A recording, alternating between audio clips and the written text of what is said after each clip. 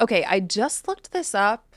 I wanted to know how many hours it takes to become an expert at something. And according to Malcolm Gladwell, he's written some amazing books. He suggests 10,000 hours of practice can lead to mastery.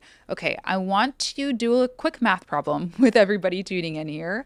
I have over 800 YouTube videos on my channel, 800 that have been published, that is. So realistically, I have about 1,000 that have just been recorded and published at some point because I've privated a lot.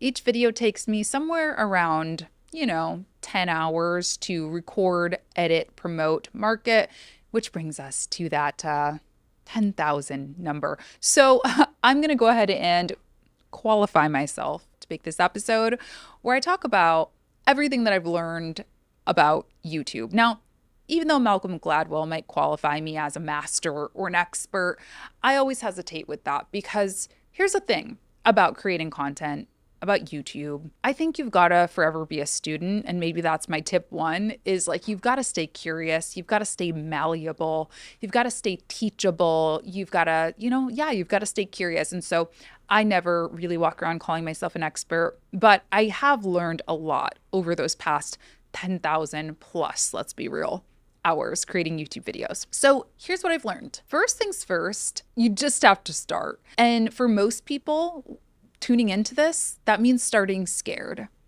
I started my YouTube channel back in 2013. I had no idea what I was getting myself into. And so therefore, I wouldn't really say that I started scared. It was a different time. I think it was a different time where people didn't really understand what was possible. I certainly didn't.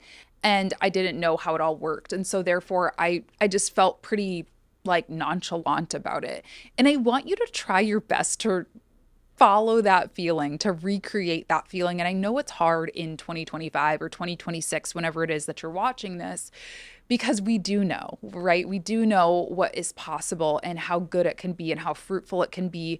And we put all this pressure on ourselves. But I want you to just do it. Just start and know that you're gonna mess up. I promise you. I've said this a million times, but my first videos make me want to crawl in a hole. I look at them and I'm just like, what was I thinking?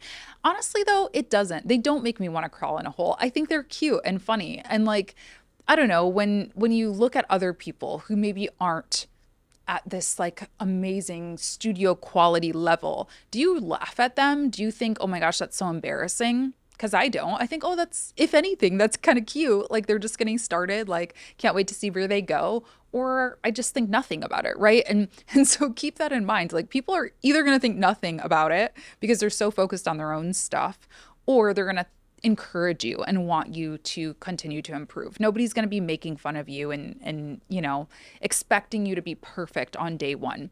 If you expect yourself to be perfect on day one or perfect ever, because I'm not, I certainly am not after 10 years plus, you're never going to be satisfied, or you're just never going to start. You're just going to continue to make excuses, hold yourself back, and wish that you did it. And I really want you to do it. YouTube is one of the great joys of my life.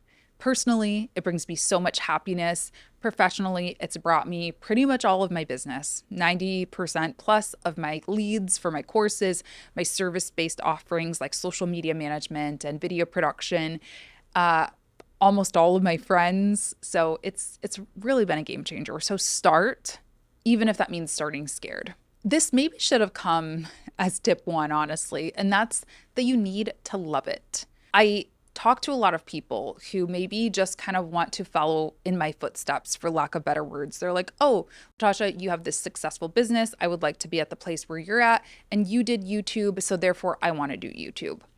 And I don't think that is the way. I don't think that's the move. YouTube is not for everybody. Just like TikTok isn't for everybody. Podcasting isn't for everybody. Instagram isn't for everybody. I personally have decided TikTok is not for me. I can do it to like a base level just to like tick that box, if you will. But I am not going to consider myself a TikToker. I'm not going to try to get TikTok sponsorships, right? That's just not my zone of genius. And unless social media 100% goes that direction and I'm kind of forced to do it, I don't need to go all in on it. right? And honestly, I just don't believe that's going to happen because I still have friends who only create on LinkedIn or only have email lists or only do in-person events that are very successful business people. So I think what I'm trying to say here is it works if you work it, like whatever you want to do will work if you are really in love with it and if you can really invest many, many hours and much creativity and inspiration into it. So I talked to some of these folks and I'm like, okay, cool. You want to do YouTube? What are some of your favorite YouTubers? What are some of the styles that you like? Do you want to do solo podcast style? Do you want to do interviews? Do you want to do vlogs? And they have no idea what I'm talking about. They can't name a channel that they like, maybe besides mine. And I'm like, I recommend that you spend some time with this platform before you decide to go all in, because I think you really do have to love the medium. And for me, like with my videos, I take so much inspiration from all different genres of YouTube. Like I mostly watch lifestyle vloggers and politics, weirdly. Like those are the two genres that you see on my homepage. And so what is interesting about that is I think I've enabled myself to kind of create a unique recipe for my YouTube channel in the business, marketing, entrepreneurship space that a lot of other people don't have because they're looking at other business, marketing, entrepreneurship creators and just kind of like copying them. I am taking from many different influences and making my own unique recipe. And what that's going to help you do is create community, which is really the next thing I want to talk about. You want to have balance, okay? You want to make sure that you are able to balance that need for growing an audience and building and maintaining a relationship with an audience. Community content, community feel, having that signature style, that's all stuff that is going to make people like know, like, trust you, or really like and trust, right? We think of that know, like, trust kind of marketing thing, right? That's kind of the like and trust. We want people to continue following us, continue building our relationship, growing our relationship so that eventually they will either buy stuff or continue watching our videos so we can get more ad revenue or sponsors or whatever that is. And what is going to get them there, what is going to deepen that relationship is a unique point of view. It's authenticity.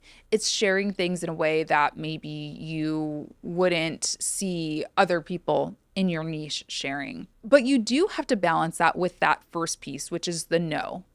People aren't just going to be searching for Latasha James day in the life because nobody knows who Latasha James is, right? Especially in the beginning. Maybe like 5 people a month search for that today. But in the beginning, 0 people did. And so you do need to balance that with that more SEO content, with that more, hey, here is what I do. Here's the keyword I'm looking to rank for. Here is, the audience that I want to serve, the industry that I want to serve, and maybe sharing something that is a little bit more searchable, a little bit more in your face, a little bit more educational and informative versus fun, playful, personal, right? But there does have to be a balance. I strongly believe this. I see creators burn out all the time who hit the SEO stuff so hard and they soar, right? They'll do like AI content, social media content, whatever is hot and popular in the moment, and they do so well for a minute.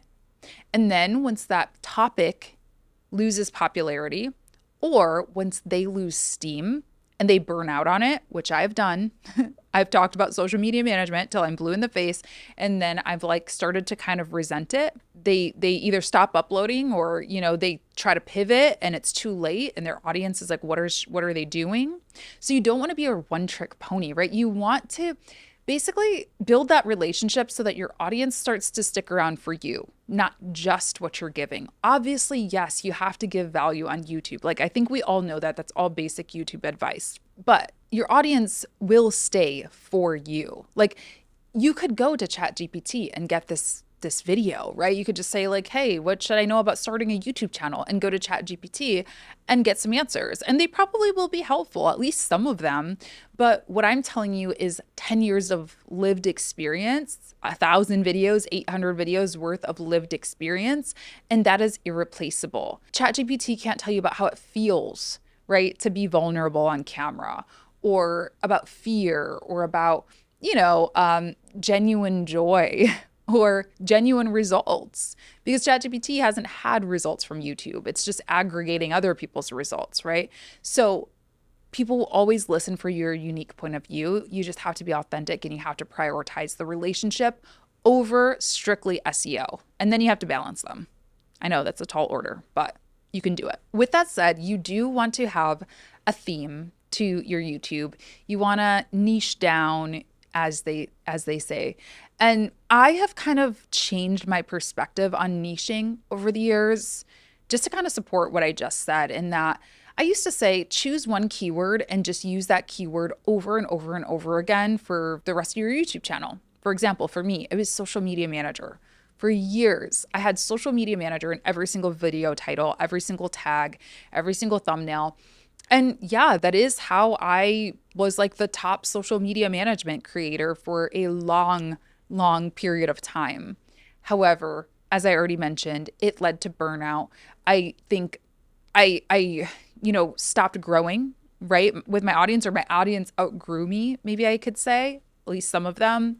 And so I actually recommend broadening the niche a tad, in that you are not strictly focusing on one keyword till the end of time, but maybe you focus around a general concept and you create what I call content pillars based around that. So for example, for me, maybe it could be business, right? And I can talk about social media management or marketing.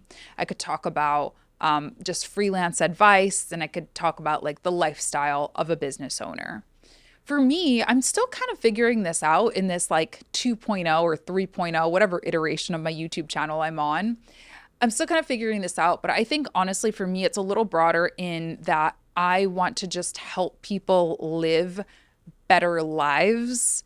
And for me, a big part of living my best life was quitting my day job and working for myself. So that's like a pillar, right? Self-employment, freelancing, entrepreneurship, let's say. Another piece of it is health, and really, one, having money, which relates to the business piece, having the money to invest in quality healthcare, fitness classes, all of that stuff, therapy, mental health, right? And food is another piece that contributes to my overall health and well-being, which I sometimes share in my vlogs, right? A recipe of the vlog or things like that. And maybe another piece is just lifestyle, right? Like making friends, building relationships. Those are all things that follow sort of a general theme and are all interconnected to the message that I overall want to share on my YouTube channel. So again, I'm still like honing in on that a little bit, but I think really that's what it comes down to, is I want people who watch my YouTube channel to be inspired to live a better life, to live a healthy life in all ways. So figure out what that core topic is and then build pillars around it. And then with the content pillars, again, it's all about balance. If I only talk about the business side, well, people will only see me as a business creator. If I only talk about health, well, people will only see me as health. And also I will abandon a lot of the people who came here for Freelance Friday, social media management, right? So you've got to like have that right balance so it's not hitting people over the head with it. For me, that has meant, in the vlogs, I focus them mostly around business, but I also include those other pieces. I include a recipe, I include some friends or an update on relationships or life, right? And that's how you can kind of find that balance. I actually want to talk about vlogging a little bit too, because I have a free vlogging course. I don't talk about it very often, but it is 100% free. I'm going to link it down in the show notes for you. It's called The Art of the Vlog. And I go through everything. I'm going to give you like a very quick teaser in the rest of this episode, but I go in depth about how to really find your unique recipe for vlogging in terms of storytelling, style and format, in terms of equipment, in terms of SEO, all of that. So definitely check it out. Again, 100% free. And I hope it inspires you to vlog because it's really, really fun. But I think vlogging can also be really important, a really important way to connect with your audience, right? And to, again, deepen that relationship and also differentiate yourself from robots. Yeah, ChatGPT can give you these answers. It can. We are now competing with robots. And the only thing that we have really that they don't is a personality Is it lived experience? Is connection? And I think that vlogging is one of the best ways to do that. And vlogging isn't necessarily for everybody, just like YouTube isn't for everybody. But I really have been going back to my roots with vlogging recently. It's just felt really natural. And I have found that my audience just really appreciates it. Not everybody, but the OGs, right? Those core audience members who, again, really care about me, not just what I'm giving. And honestly, those who tend to purchase from me like to see that more personal side. So I have a couple of tips for vlogging. And the first one is that you need to romanticize your life's mundane moments. I often hear from people that they have nothing to vlog. Well, guess what? I have nothing to vlog either. Most days, 90% of my time is me sitting in sweatpants at my home office, typing on a computer with my hair in a bun, and just like, that's it. Like, that's all that I do most of the day. So it's not about fabricating your life for your vlogs, but it's about looking at your calendar and saying, okay, Tuesday, I have a meeting. Well, how can I record that meeting from a unique point of view? Maybe just instead of me, talking to the camera saying, hey, I have a meeting, I'm about to go on the meeting, you set up a time lapse, you set up a camera and record a time lapse of you, talking with your hands and being animated and showcasing that energy of the meeting. Maybe you ask your client, hey, could you say hi to my blog really quick if you guys are cool like that? And you show the meeting. Maybe instead of, oh, gotta go eat lunch, gonna heat up a quick microwave meal, you take the time to open up a cookbook or, cook one of your favorite recipes and show that to your audience. Maybe instead of, just driving into the office, you decide to take the train if you live in an area with public transportation and, show the sights a little bit because you don't have to focus on driving. Like whatever that might be, like romanticize it, take it in, slow down. And something that I love about this is that it actually helps me live a better life. Like the days when I vlog, I'm generally happier, more energized. I feel like a more complete human because I am doing those things. I'm saying, okay, I'm not just going to wear my sweatpants today. I'm going to put on a cute, even if it's just like an athletic set. I feel better when I put that on and look my best. I feel better when I eat healthier food or try a new recipe. I feel better when I say, you know what? Like maybe I can invite a friend over to co-work today and that will be something fun to vlog instead of just sitting by myself like I always do. So it can improve your life, but it also could be more fun to watch. And another tip I have for vlogging is just to make it really easy for yourself. And for me, that means I have multiple different cameras that I like to use for my vlogs. I get this question all the time. What cameras do I use for vlogging? I use a few. My primary vlogging camera is the Nikon Z30. I really like it with the wide angle lens. I'll put all the exact specs and links down in the show notes, the description box for you. But I really like this camera just because it gives a nice clear view of like what's behind me, which I think is a huge part of vlogging, is bringing that environment in so they can get a full look and feel of it. And then I also love it because, it has the opportunity for a shotgun mic over top, which I think gives good audio quality. But that's not always the easiest to vlog with. I'll be honest, I'm like still a little shy sometimes about bringing the whole Z30 setup to like a conference, for example, or even just like a coffee shop. If I'm just popping in for coffee, I feel weird sometimes, even though we shouldn't. I do. I'm just being honest. So I make it easy on myself by using my iPhone in moments like that, or using my DJI camera, which I will put the exact one that I have. It's not the newest one. It's like a little bit old and I think it's great. So if you want the DJI that everybody's talking about, but you don't want to spend quite as much money, maybe consider getting the one that I have. I'll leave the direct link. It's so cool. It's like so tiny. It almost doesn't even look like a camera. So I feel a lot more comfortable just number one, throwing it in my bag. And also, I just feel less shy about vlogging in public with it. So make it easy on yourself. And I think devices are a big way that you make it easy on yourself. The last thing I'll say, which honestly I've kind of been saying all along, is that YouTube is a community. YouTube is not a social platform. It is not an SEO tool. It is a community. I think it is those other things somewhat, but if you don't go into it knowing that you are going to meet people. You're going to be expected to comment back and care about these people and respond, in your videos and have that kind of dialogue. You're going to be disappointed. There are very few creators who make it, quote unquote, who are not caring about their audience members, who are not dialoguing back and forth, who are not doing live streams, who are not chatting with them. And if you don't prioritize that, again, if you only prioritize the SEO, if you only prioritize the algorithm, I just think you'll be disappointed, especially in this era with AI and all of that. That old adage is true that people buy from people they like. And so if your goals are business focused, which I'm sure most of ours are, you want people to like you. And, it's always a shame when you see people who don't even have 5 seconds to reply to a comment from somebody who is saying something really nice. Or you don't use the community tab, for example, on YouTube to ask what people want to see more of or update them if it's been a few weeks or so since your last upload, which is another thing I think I can talk about very briefly. That's something else I've learned, is that consistency really matters, and not for the reason that you necessarily hear, right? We all often hear, yeah, consistency matters for the algorithm. We don't want YouTube to punish us for not posting. That's I don't even know or care if that's true. And I know people hate it when I say that, but I don't think about algorithms. I think about people. I think about, how would I feel if my favorite creator uploaded an amazing video that I loved so much and then disappeared for 4 weeks? One, I might be worried about them, and I don't want to instill that in my audience. Two, I might be bored. If I know they're okay, I might just be bored and kind of give up on them. That's not a good feeling. We think about relationships. We don't want inconsistency in relationships. We don't want love bombing one day and then being ignored the next. And I know that's a little extreme to talk about YouTube that way, but if you think about it as a community, if you think about this as a relationship that you're investing in with your audience, it's not that wild to say it that way.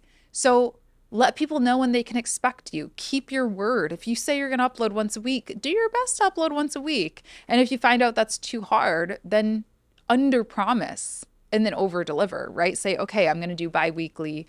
And then if you have extra time, do a bonus video and people will love it. I love when I get those comments when people are like, ooh, a video on a Saturday. This is such a treat.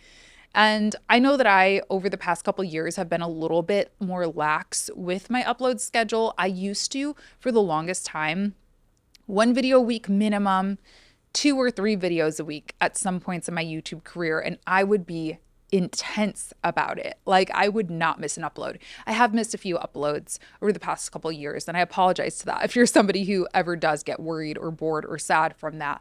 But 10 years in, I need a break. I've been going through health things and whatever. Those are excuses though.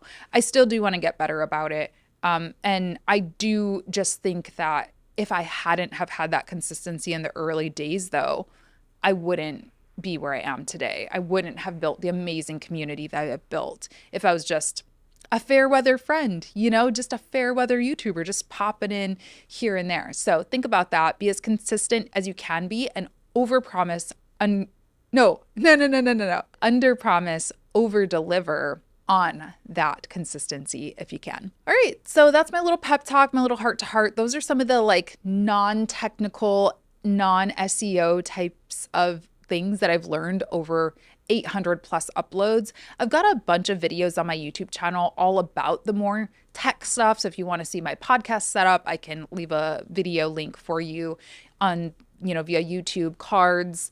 I can leave some links on growth on YouTube, more of the SEO marketing stuff for YouTube, if that's the direction you want to go. But I think these are some of the more mindset or intentional types of YouTube advice that I have. I really hope that they were helpful for you. And let me know if you have any questions. I love talking about YouTube. I think YouTube is such a powerful tool, and I cannot wait to continue the journey with you. It means so much to be a part of it. Thanks for tuning in. You can subscribe to Freelance Friday on Apple, Spotify, YouTube, a bunch of other places, I'm sure. Leave me a comment. Let me know that you made it till the end if you did. And I appreciate you. I'll talk to you in the next one. Bye.